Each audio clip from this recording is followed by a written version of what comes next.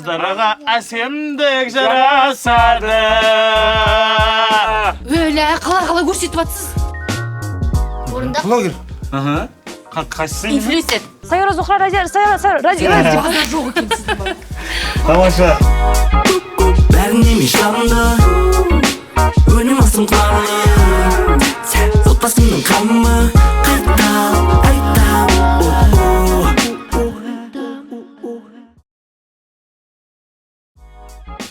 Біз Ақсеңгір ауылынан 3 отбасыны таңдап, оларға 30 қой және 2 ангус сиырын бердік. Жоба соңында қойдың санын көбейткен, және сиырдың салмағын өсірген отбасы 10 миллион теңгеге ие болады. Салтанатты түрде Ақсеңгір орта мектебінің мектеп бітіру кешін ашық деп жариялаймын. Тамаша, бізде бүгін Ақсеңгір мектебінде мектеп бітіру кеші болып жатыр. 3 күн болып отыр. Адам көп, сондықтан 3 күнге бөліп тастағанбыз. Бүгін 11 сыныптарда 9 және 4 сыныптардың мектеп бітіру кеші. Абдрахимовтар отбасынан Айгүл бізде мектеп бітіріп жатыр. 4 пен 9-зарда бір-екі балалар бітіріп жатыр, оларды бірақ танымадым. Және мен қасымда биыл мектеп бітіргеніне қанша жыл болған? 10 жыл болды. Серьезно ма? Сен 11-ден кеттің ба, 9-дан кейін? 9-дан кеттім. 9-дан кейін кеттің. Сенде неше жыл? 8 жыл ғой әлі. Менде 11 жылдық биыл. 11-ден кейін кеткен. Тамаша. Менен көп деп. Мектебін сағынды ма? Иә. Тамаша көп буллинг көрген екен көрініп тұр. Егер де мектебін сағынды ма деген иә деп жауап берсе, значит ол буллингті жасаған адам болады. Мен бір историямды айтып берейін. Давай. Мен выпускной басталады енді мынандай күні деп атқан кезде мен 16 май күні шашым тақырып алып тастағанмын. Өседі әлі деп. 25 май 10 емес бүтчесін мен тұрмын ғой бүйтіп. Қойш. Сөйтіп выпускнойымды да мектеп бітіру кешті бәрін 10 емес бүтчесін өткізгенмін. Сол үшін өзімді кейде жек көремін. Сосын бастарыңызды 4 рет күнде жусаңыздар да шаштарыңыз тез өсіп бейді, кстати, соны айтып қояйын. Тамаша, мына жақта әдемі концерт болып жатыр. Біз ендеше Ақсеңгірдің басқа жақтары тыныш болып жатыр. Сол жақта барып өзіміздің құнарды түсіре береміз. Отбасылардың үйлеріне барамыз. Да? Болды. Тамаша. Мен ведущий кеткенше қосылып. Қалай кеше жеттіңіз? Саған. Міне мен қалада қызым Жанел. Саламатсыз, Жанел. Бір жылдан бері көргендеріңіз. Иә, 7 баламыз бар, реально бұл фейк емес деп жетсек. Ашылып атыр, кеше Айдын түстімізбен бірге, бүгін міне Жанел. Кеше қайттық, бұқ. Бүгін адам болып келейін дедім, бүгін праздник қой. Айгүл мектеп бітіріп жатыр. Наконец-то. Мына жерде бізде салон болып жатыр. Бір жылдан бірін көргенде кішкентай қыз еді, жоғын бір бітіріп. Опай. Классно. Смотрите, красотка какая. Ой, күшті. Қалай ощущение? Күшті. Бірақ енді бар ғой все же. Реально менде стресс қазір болады. Мектеп бітіріп жатыр ғой енді все-таки. И не до камер болады қан сияқты кішкене. Ыстық емес па? Нормально? Ыстықтап жатыр. Былай істесе нормально ма? Бір түрлі болып қалып жатыр ше? Шашы. Мне кажется, жаңағында күшті болды. Может, вот так? Жинап қойғаны ма? Я, кстати, бізде әр выпуск сайын жаңа адамдармен танысу болып жатыр да біздің отбасыдағы. Осы выпускта қаладан Жанел деген тағы үлкен әпкелері келді. Камила, кейсе дайындалсаш білесің ғой, таңертең съемка бізде деп жетті. Мен өзім үйде 5 қызбын да просто. Енді вайбын түсінем бар ғой, біреу нервный, біреу андай ше, бір-бірімізді под ногами не путайтесь дейтін болады ғой. Просто мен Айгүлді түсініп тұрып ше, болады ғой бір жаққа ответственный жерге баратсың, и осылай камерамен келіп, ма құрындаршы, так нерв болып жатыр мына жақта, и так не істерін білмей жатырмын, шашымды қалай істейтінімді, сондай ощущение болады ғой, и сендер камерамен келіп жатсыңдар. Так что барып Камила надоелді шығарайық. Үйдегі 7 баланың аттары. Так. Айдана, Жанель. Мен былай по очереди не істеймін. Айдана, Жанель, Айгүл, Айдын, Камила, Аян и кім? Анель. Оля, дұрыс қой, давайте еще раз. Айдана, Айгүл, Жанель, Айдын. Қайттан ұштасып кеттім. Подождите. Айдана, Анель, Айгүл, Жанель, Айдын дедім ба? Айтпадым ба әлі? Айттым ба? Подождите. Айдана. Айдана. Айдана, Анель, Айгүл, Жанель, Айдын, Аян, Камила. О, бөлек, қалай ұштаспайды? Вот менің мамам өзі ұштасады ше. Например, бізде 5 қыз үйде, и менің мамам мені шақырады ғой, шақырғысы келіп тұр. Сол кезде андай Сайра, Зухра, Разия, Сайра деп сөйтіп бүкіл бәріміздің аттарымызды айтып, есіне түсіріп, сол кезде менің атым уже короче, мынандай каша болып кетеді, мен шақырамын дегенше, ату 7 бала, бір жаңылтпаш айтқандай айтасың ғой, аттың бәрін айтамын дегенше ше. Рахмет. Бүйтіп қоқтым ба деді. Сол саған подарок. Ашысын ба? Ашық.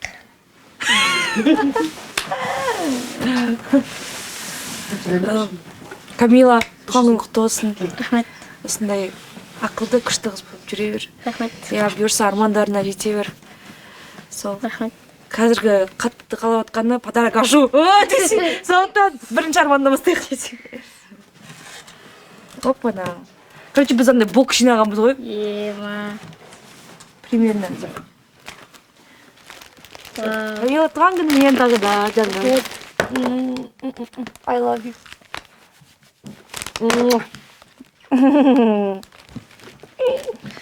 Вау, что за красотка, вау! Камера, қараңдар десем.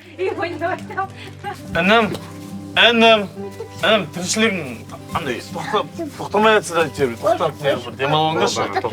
Демалыңдаршы. Кірлетесің аңсар. Ол жылағаны керек емес. Чупа-чупсың бар сен. Иә, ауызым кетті. Үйіп отқан отбасы едік. Бір мектеп, Үйіп отқан отбасы едік. осы үйде бір мектеп қоя. Негізі ғой. Екі қыз. Неше сынып бітірдің? Бірінші, сен? 5 бітірді, 6-ға көшті, 6 мен 2-ге көшті. Кішкентайларға әлі бір неше жыл бар? 4 жыл бар, болды ғой. Сендер мектеп бітіріп жатқан кезде ойлап мектепке барып жатады екен. Әке шеше берген білім мен тәрбиені ешбір мектеп бере алмас дейді. Бір әкенің тәрбиесін 100 мектеп бере алмайды дейді. Ал бір ананың тәрбиесін дейді 90 мектеп. Значит, әке 10 мектепке білім береді. Тамаша. Дәке қанша жыл болды мектеп бітірген? 10 жыл. 10 жыл болды. Мектеп Пожалуйста. 10 жылдық биыл. 10 жылдық. Биыл 10 жылдық өзімнің класстастарым жалынды сәлем. Ешқашан жалмаған. Тамаша. Ореке сізге қанша жыл болды? Жалмайды болар. Ей, не болды? 2007 ғой. 2007-те бітірдіңіз ба? 22 жыл. 18 жыл болып қапты ғой. 18 жыл. Енді бір 2 жыл 20 жылдыққа шашлык пісіруге шығасыздар ғой бір жерге. Ана өзенге қараймыз. Сіз Ақсеңгірде оқығансыз ба? Класстарыңыз бәрі осы жерде ма? Класстас мадияр ғой? Мадияр ғой? Келесі жылы мадияр ақша жинайтын шығар. Сол кісі жауап береді сондай күшті нәрселерге. Тамаша, жеңге сізге қанша жыл болды? Мен де 2007. 2007, 18 жыл болып қапты. 2009 класстан бітірдік қой. 10-11 болған. Енді сол енді қыздар айналайындар, сабақтарын жақсы оқыңдар. Бұл лафа басталды, көйлек шешеді екен, уже бүгіннен бастап демалыс басталды. Біздің Дәке екеуміздің атымыздан әрқайсысыңа мектеп бітіргендерің үшін айналайындар. Мынау 2 щеголға бір бөле алып бересіз жеңге. 2 щеголға кетпесін, қаңғып кетпесін, маған берсін кетеді, ұзынағашта от жүреді уже қаңғып. Ана ол деңгеге бай ол. Сенде бар ма уже? Сенде бар ма уже? Сен уже бүкіл әлемді сатып алады деген соңында ақшамен не айналайын? Аружан мен Ақмарал білімі жақсы деп ойлаймын. Енді апайларынан сұрап тұрам кейде личкасынан WhatsApp-тан оқу қалай, жақсы оқи ма деп. Жақсы, иә. Ал бірақ Аяжан кішкене нелеу. Оқымайды, апай постоянно сурет келсе болды, Аяжан тұрады ішінде. Қыздарға әсемдік жарасады. Дей отыра. Не план? Каникулда не істейсіңдер? Не істейсің каникулда? Айти алмай. Әжем келеді. Июльдің соңына дейін бұл план бар, бірақ что июльдің соңына бір 10 миллион тапсақ деп арғайсың. Тамаша қояқ, ұнарда. Әже келеді. әженің қасында жүресіңдер. Біреу кез мана сөйлесіп отыр. Қап-қара болып киесіңдер күйге. Әжем келген соң бәріміз сізге қыдырамыз. Тамаша, бәріміз. Уже сенің 2 теңің бар мысалы. Иә. Сонымен күшті бір қыдырып қайтасың. Біздің үйде мектепке баратын 3 қыз ғой. 3 қыз. Аяжан 1-ші классқа барады, үлкен 2-ші класста деген сияқты. Үшеуі де өте жақсы оқып отыр. Жалпы 3 қыз бір-біріне көмектесіп оқыған күшті ғой негізі. Мысалы, Аяжанға Ақмарал көмектессе, сол қыздарымыз мен ойлаймын бір-біріне көмектесіп жүрген шығар деп. Үлкен класста Аружан кейінгі сіңлісіне, одан кейінгі сіңлісіне андай ауызбіршілікпен үй жұмысын күшті жасап жүр деп ойлаймын. Мен де кезінде жаңа 15-5 алса Садарайын концертіне апарам деп уәде еткем. 15-5-терін әшейін алып тастады, тез алып тастады. Сол себептен үлгерімдері мақтауға тұрарлықтай. Ореге кезінде мектепті қалай оқасыз? Неге оқығансың деп сұрайсың Орекеңнен? Барғансың ба деп сұрайық. Главное өтірік увер деп беріп тастап отқан. Ореге до конца оқығансыз ғой, иә? Шынымды айт. Қай сабақта жақсы болдыңыз ал? Қай сабақта жақсы болдыңыз? 1-2 сабақ бар шығар? Обязательно. Сызудан жақсы оқыған бұл. Сызудан жақсы оқығансыз ба, тамаша? Сіз қалай оқығансыз? Тамаша? 4-5-ке? Сізге сенеміз. Сіздің үйде де, сыртта да күшті жүргеніңіз білеміз. Өткен сіздің пиццаларыңыздың өзі, ойбай, ананы оқығансыз ғой, сіз пиццаны оқыған сияқты, как будто самсаларында. Ақсеңгірдегі? Жас кезімде, қыз кезімде оқымағам. Кухняға кірмегем. Просто самоучка ма? Кейін үйреніп алдыңыз ба? Тұрмысқа шыққан. Орекен көрдің ба? Сіз үшін үйреніп алғаныңыз ғой. Ореке сізге деген махаббаттың арқасында. Мектепте өте жақсы оқығам. Мен коммуникабельный болғам. Қатырып оқыдым деп айтпаймын. Мен коммуникабельностьпен алып кететін. Апайлармен сөйлесіп, кішкене класс тынышталдырып беремін. Сөйлесемін, сосын апайларға айтамын, мен басқа сабақ оқып жатырмын. Мысалы, мен химия апайына барамын да, апай, мен ЕНТ-да болашақта физиканы таңдаймын. Химиядан маған 5 қойып бересінші, мен класс бала тынышталдырып отырамын, маған анау қаттырақ маңызды, мен соны оқығым келеді, анау деп айтамын. Апай көнеді, өйткені менің тәрбием жақсы болды. Андай күшті тәртіпті болып жасым. Физикаға барамын, физикаға география деймін, география химия деймін, сөйтіп бүкіл апайлардың арасында коннект цепочка жасап алдым, сөйтіп 11-ші классқа дейін бардым. 11-ші класста физика апайы 1 сағат ұрысқаны бар. Өйткені мен ЕНТ-да физиканы таңдадым ғой. Бүгін бізде айтпақшы сайыста қамыр жаю деген сайыс болады. Алдым 1-2 жерде TikTok-та, Instagram-да тарап кеткені бар. Сабиркиннің қамыр жаюдан айырам дейтінде. Сол кезде Дәке бірден мен жасайын да, Сабирамен. Білмеймін осы, мен ұйымдастырушыларға айтқым келіп тұр, жалпы еркек адамды қамыр жаюға жарыстырған. Болады. Подстава емес па? Нормально. Олар да тезек үйтіп қиналып жүр ғой, сен де бір көренді. Бірақ енді сен енді жеңіп түсетін сияқтысың. Қамыр жаюдай бір ең басты лайфхак бар. Андай істегім тұр. Жасамаймын мен деп айтамын. Екеуің бөлісе берін де бірме-екін деп. Смыслы жоқ қой маған жарысқан. И то жасаймайтын білем ғой мен. Жасаймайды деп ойлайсыз ба? Жасай алмайды деп ойладым мен де, иә. Қамыр жаю деген.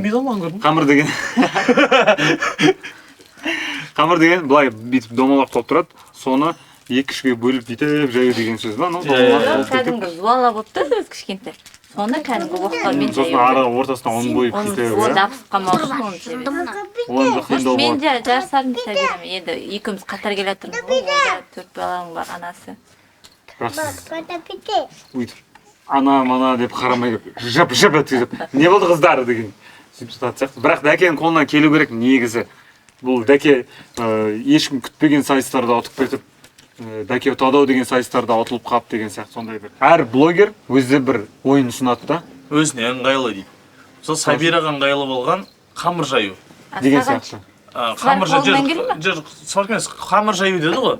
Разия да өзіне бір ыңғайлы бір сайыс тапсын деді. Маған да тапты өзіңе ыңғайлы деді. Мен айттым, терлемейтін сайыс дедім, қол күресейік дедім. Тамаша. Қазақи, дәстүр, қол арқан тартса қылмаса. Маған ыңғайлы ғой, дұрыс па? Енді оны явно олар жасамайды ғой. Құмаш дейді ғой.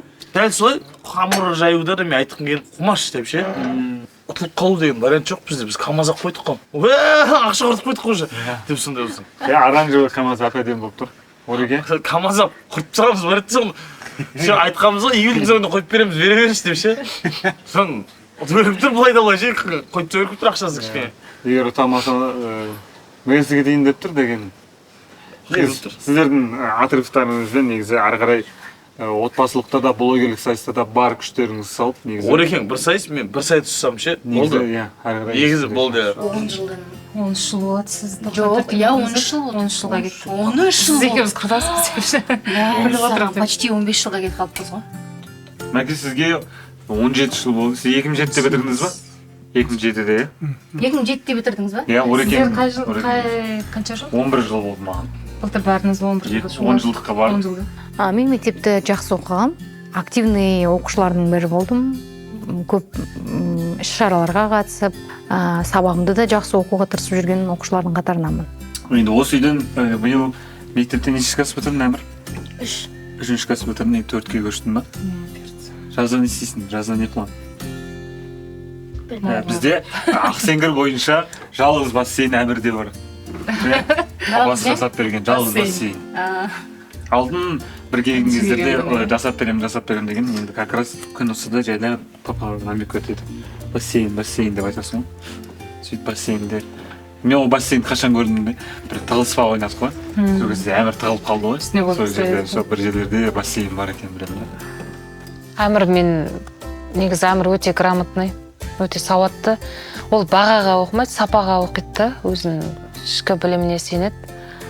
Кейбір балалар болады, баға үшін жанталасып жатады ғой. Ол таза білем деп айтады. Негізі қорытынды бағалары жаман емес. 4 пен 5 аралас. Сабақ қалай оқыдың? Айтпақшы, грант алдың ба? Үштер бар ма? Әмірде үштер жоқ, 4-тік кілең.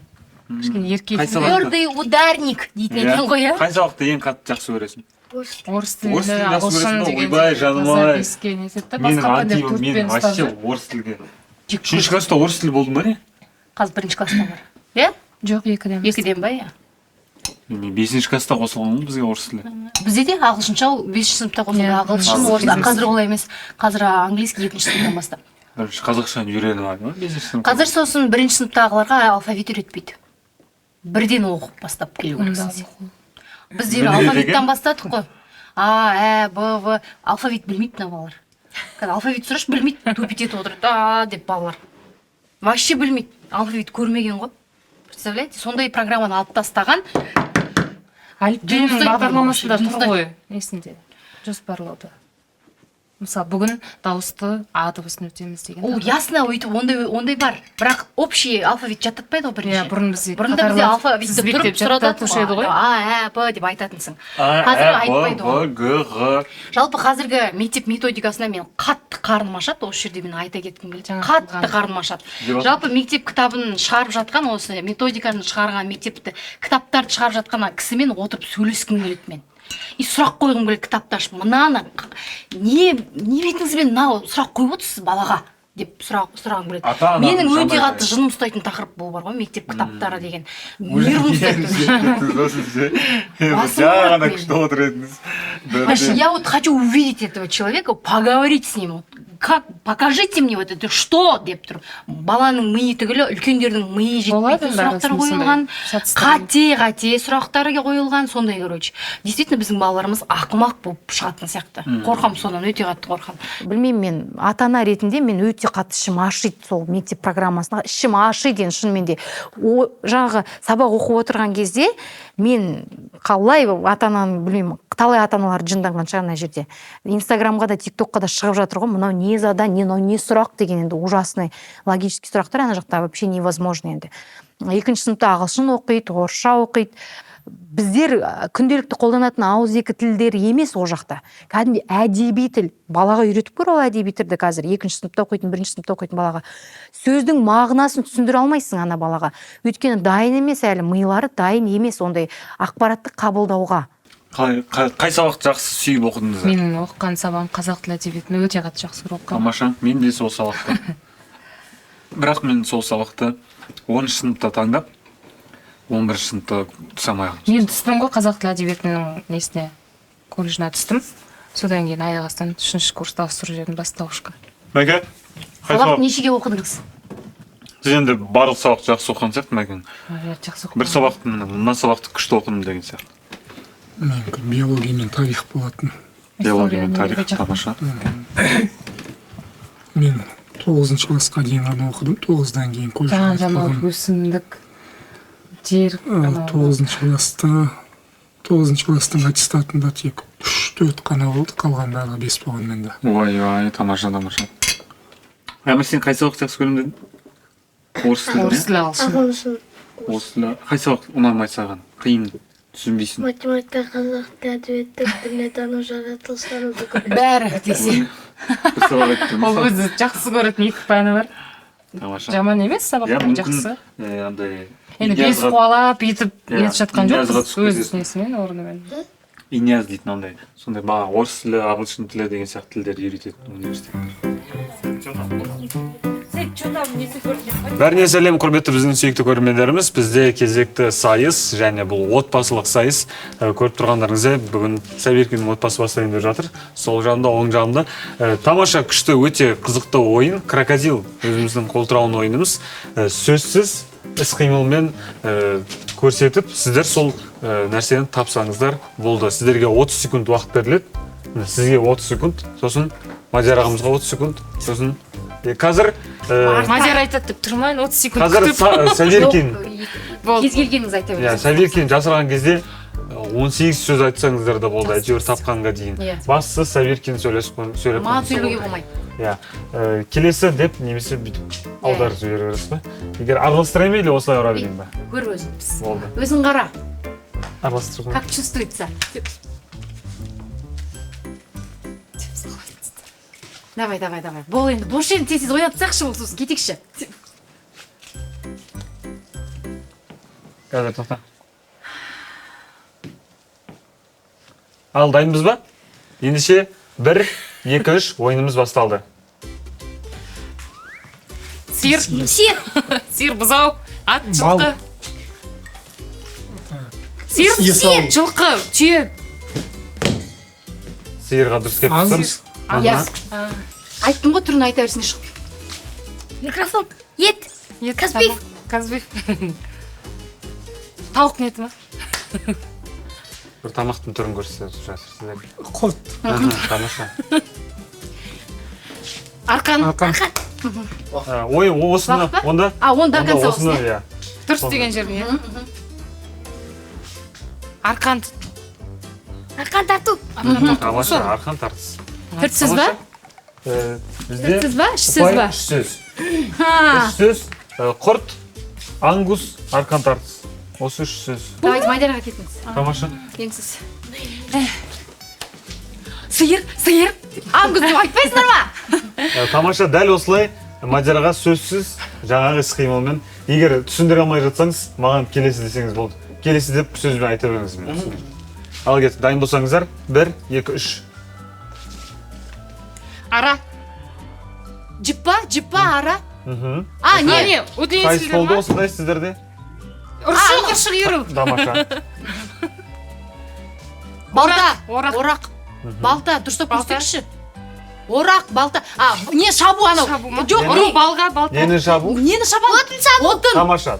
Балта, отын шабу. Орақ. Ля-ля. Бесік. Тамаша. Ина соңғысын қалай? түсіндіріп жібереміз. Шөп. Подожди, чиш. Машине. Ля, қалай көрсетіп атсыз? Сиыр. Тоқта, сиыр. Ат, қой, жылқы, тай. Подожди, мотоцикл.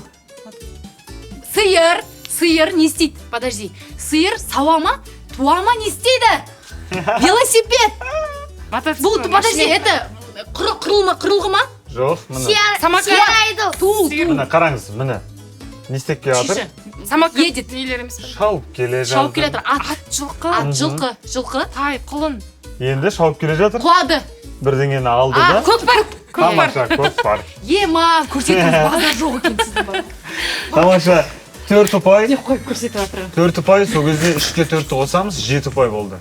Тамаша. Көкпардай өткенде түсіндесің. Болды. Әмірге бір 2 секунд береміз басында оқып алсын деп тұр.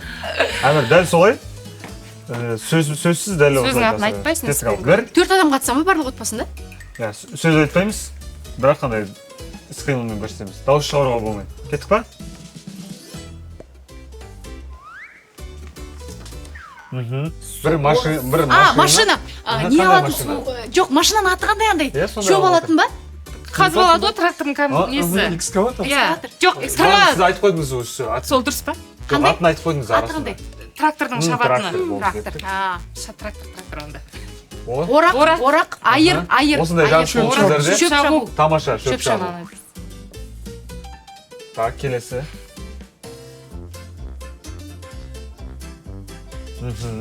Асық ату. Мына осының да соңында. Ағаш кесу. Подожди. Асық. Асық ату ма бұл не? Жем Ойын ба? Ойынның салу, аты жем ма? салу емес па? Ойынның аты ма? Ойынның аты ма? Инструмент па? Неке? Подожди. Қайшы ма бір нәрсемен істеп? Қойды қырқу. Қойған. Тамаша. Үш сөз. Құтты болсын әмір. Молодец. Тамаша. Молодец. Төрттігін жасырдық.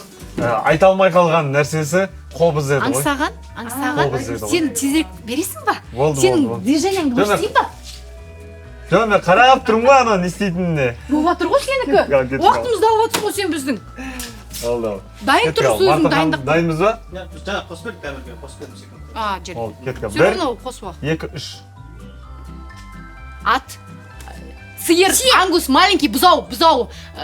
Сүт. Қозы. Тамаша. Қозы. Футболка, құнар. Очки. Подай. Очкидің түрі ма? Жәнібек. Подожди. Тамаша. Жәнібек. Коннектері өте күшті болып тұр ғой, бір-біріне кеп тұр ғой, кәдімгідей сай, бір-біріне түсініп тұр ғой. Не ол? Дом, үй. Киіз үй. Тамаша. Илеу, нан жаю, беш бармақ. Тамаша.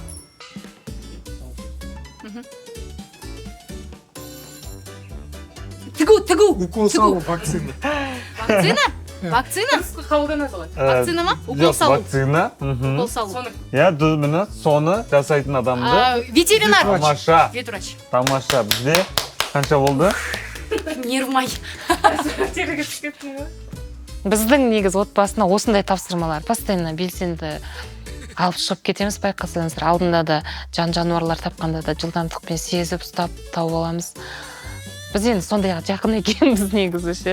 Жаңа қирату, тезек нету, шөп шабу деген емес. Осындай сайыстар бізге өте қызық. Болды. Қанша екенін айтайын ба? Общий қанша?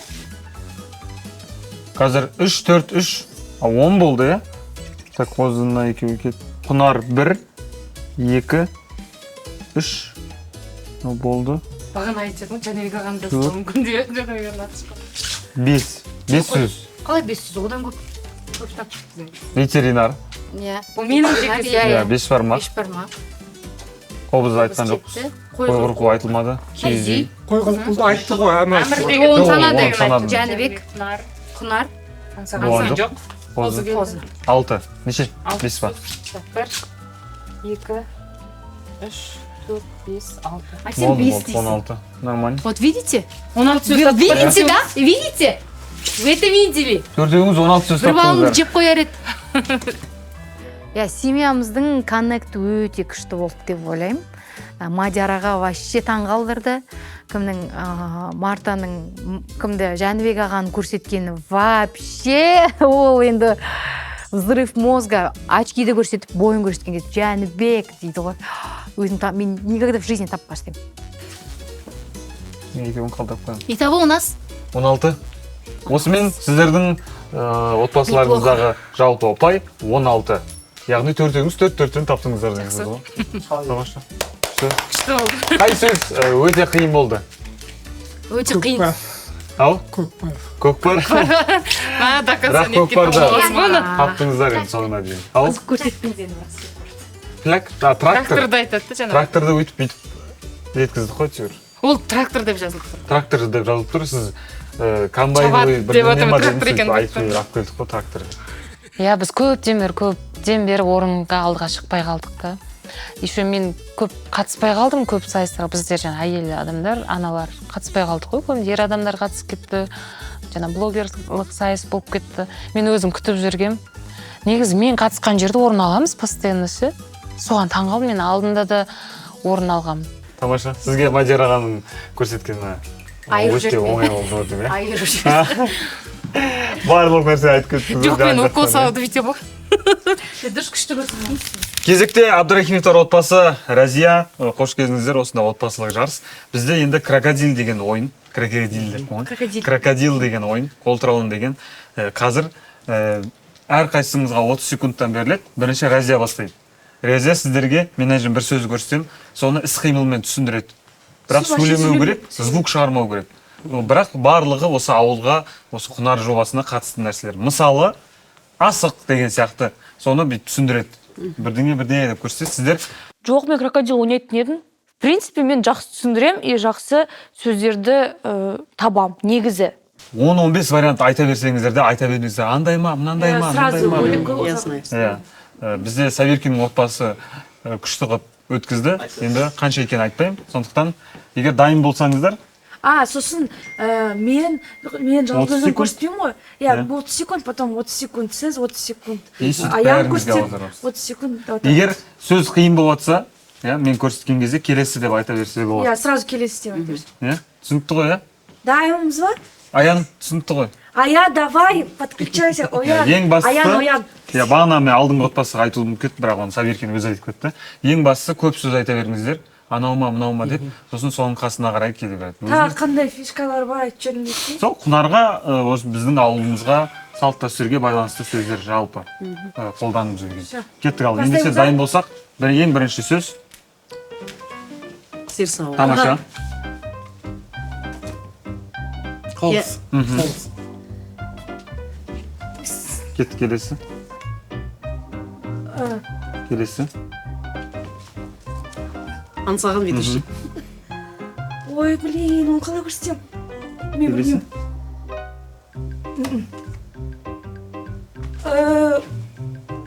Ләңгі ойын. Қалай көрсетет оны? Бүйтіп. Асты дейді. Бұл адамдарда бұл асты. Сөздер айта беріңіз. Осы сөзді до конца айтып түсіндірсең болады. Міне, табанын көрсетіп жатыр. Бірақ өзінің табаны емес.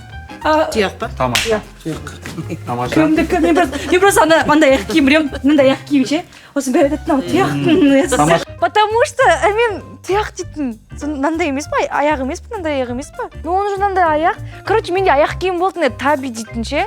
Ол мынандай аяқ киім. Сосын бәрі тұяқтың аяғы деп айтатын. Сосын мен сөйтіп көрсетсем, мүмкін түсінді ғой да то. Нас киіма дейін шештім ғой мен. Сиыр сауы табылды. Қобыз табылды. Дәкені өткізіп жібердік. Дәкен қалай көрсетем? Казбиевті өткізіп жібердік. Бүйтіп әчкі деп. Аңсағанды тапты. Шек қарын қалай көрсетерін білмеді. Қызғу қалай көрсетерін білмеді. Қызғу дейтін не еді? Қызғу деген атпен қыз қашады, жігіт артынан қосып бетіне сүйеді. Және тұяқты тапты. Сонда бізде Разия тапты 4 сөз. 30 секундта. Нормально. Тамаша. 4 сөз. Кеттік, келесі болды. Бізде кім қатсам дейді. Кеттік ал. Аян, давай күшті көрсет. Бастысы сөйлеп қоймау керек, сосын звук шығармау керек. Түсінікті ғой, кеттік ал. О, как же без этого? Депсити. Болды, кеттік па? 1, 2, 3. Келесі. О, Аян. Келесі сияқты. Аян, давай. Келесі сияқты. Көрсетшіш. Көрсетсеш, тез. Бәрі қиын емес.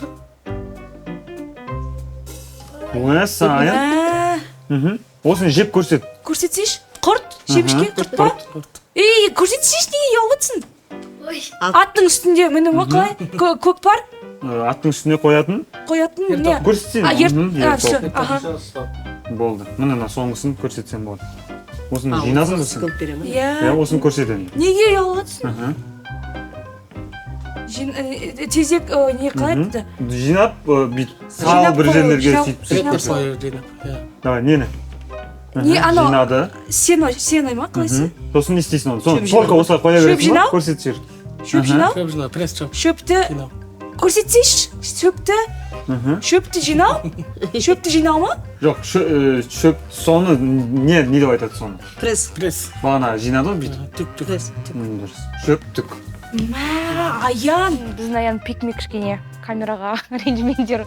аян ондай не надо оған андай камераға бүйтіп көрсету, бірден кесте, өлең айту, это не мужское дело. Аяндікі чисто қой бағу, там, я не знаю, покажите ему что-то там, актив, там, содан жарыс дейінші, аян айырып тастайды бәрін. А вот это вот стоять там, это вот, показывать, это не аянское дело, понимаете? Мен енді аян бұл жерде тапқан сөздер табайын. Кім көрсет?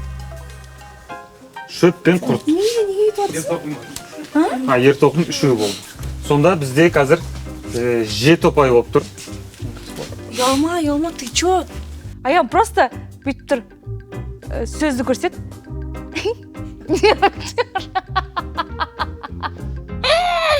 Қырына қарап күліне кетті. Негізі ананың ішінде бәрін көрсетуге болады. Біз андай қазір финалға уже жақындап жатыр, ялу дегенді ұмыту керек.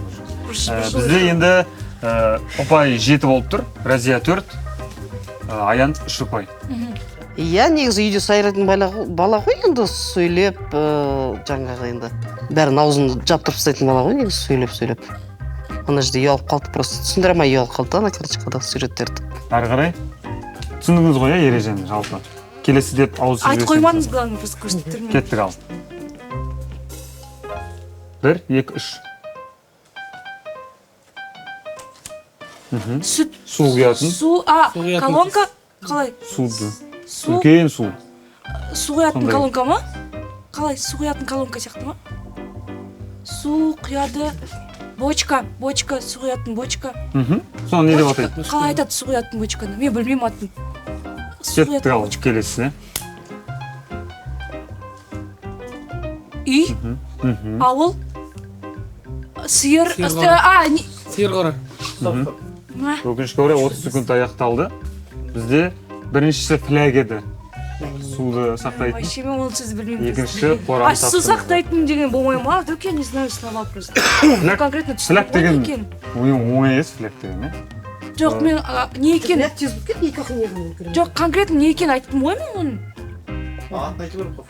Мен атын білмеймін просто. Басқалары білген. Сіз фляг дейтінді білесіз? Айтты ма? Флягты айтқан жоқ, бірақ біліп тұрды. Негізі су сақтайтын нәрсе, фляг деп айтып жүру керек та жерде, былай да былай. Бізде 1 ұпай, қазір болып тұр 8 ұпай. Енді Дәуіт ағамыз қалды. Мұнан былай қойып қояйын. Дайын болсақ, егер қиын болмаса келесі деп бірден айтсаңыз болады. Ал кеттік. 1, 2, 3. Тезек? Жоқ. Не, шөп? Келесі, давайте келесі. Не, қой, не ма? Тамаша. Қой ма? Сөз. Ақша? Қанша? Не, көп ақша? Ақшаны қанша? Осы жобаға байланысты. 10 миллион? Асық. Ләңгі. Жамбыр, дауа, ауыл. Ауыл? Уақыт өтті ма? Ақсеңгір ауылы.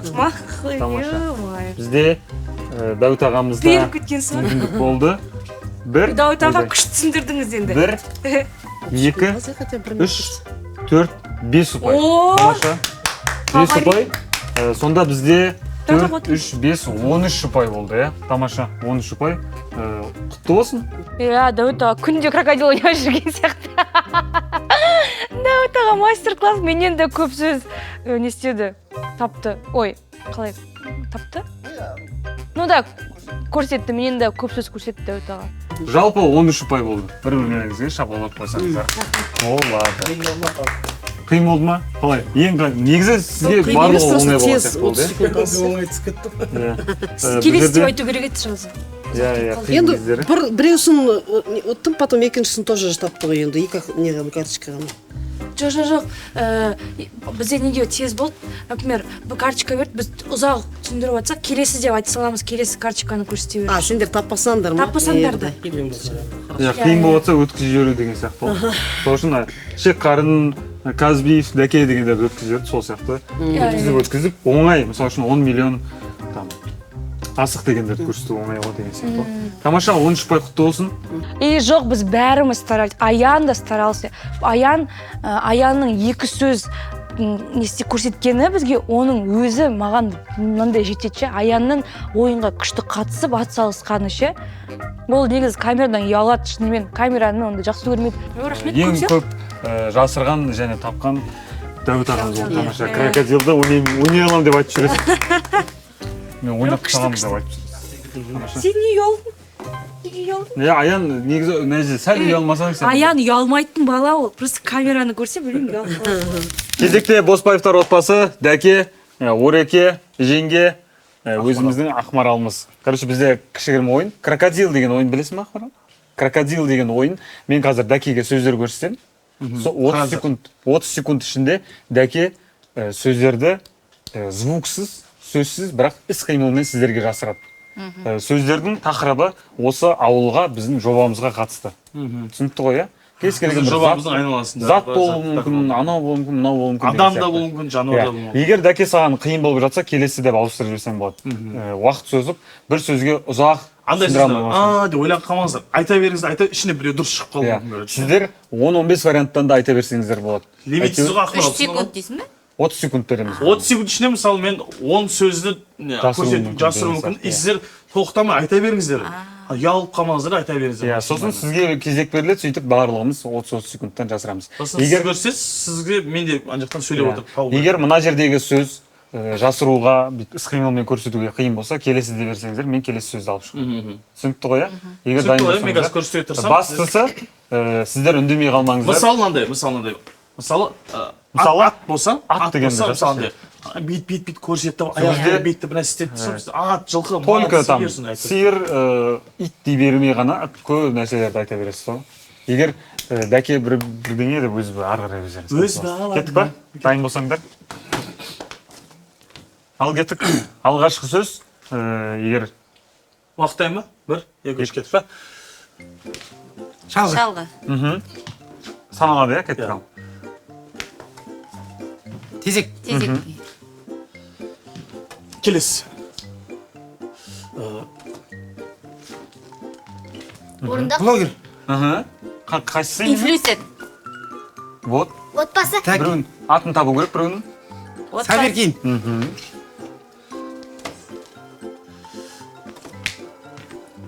Құнар. Плюс. Куста ма? Куста. Так, бізде... Неге андай ұялып отырсыздар? Айта беріңіздер. Мен мынау көрсетіп, Саберкин Разия көрсетіп тұрмын ғой. Мынаны өткізіп жібердік, иә? Мынаны таптық. 3. Мынаны өткіздік, мынаны таптық. 4 ұпай.